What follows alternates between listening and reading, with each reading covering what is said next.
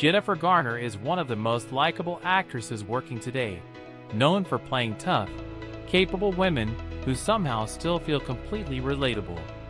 But in a new podcast interview, she opened up about a moment early in her career that she still describes as one of the biggest heartbreaks she's ever faced, a rejection so painful it sent her fleeing to the desert alone.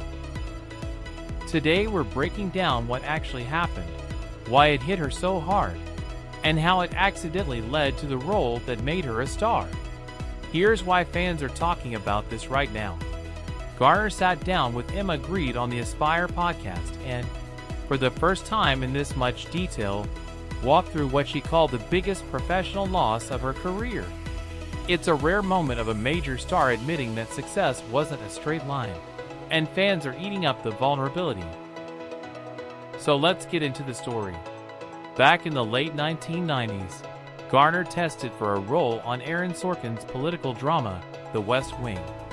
She said she wanted the part so badly that when she didn't get it, she couldn't even stay in Los Angeles. In her words, she had to go to the desert, taking her first solo trip to Palm Springs just to sit with the disappointment for a few days. She's described the experience almost like mourning, saying losing that role felt like losing something real, not just missing out on a job. While Garner didn't name the exact character on the podcast, it's been previously reported that the role she tested for was Ainsley Hayes, the sharp, conservative White House attorney. That part ultimately went to actress Emily Procter, who went on to play it for several seasons. At the time, Garner reportedly considered it the single biggest loss of her career, especially given how much she admired Sorkin's writing. Here's the twist that makes this story so compelling. Just 2 weeks after that devastating rejection, Garner got the call for Alias. That role, playing CIA agent Sydney Bristow, is the one that launched her into stardom and shaped the next 2 decades of her career.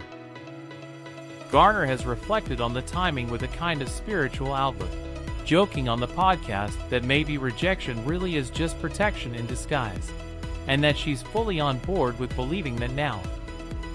Why does this matter beyond just being a fun behind-the-scenes story?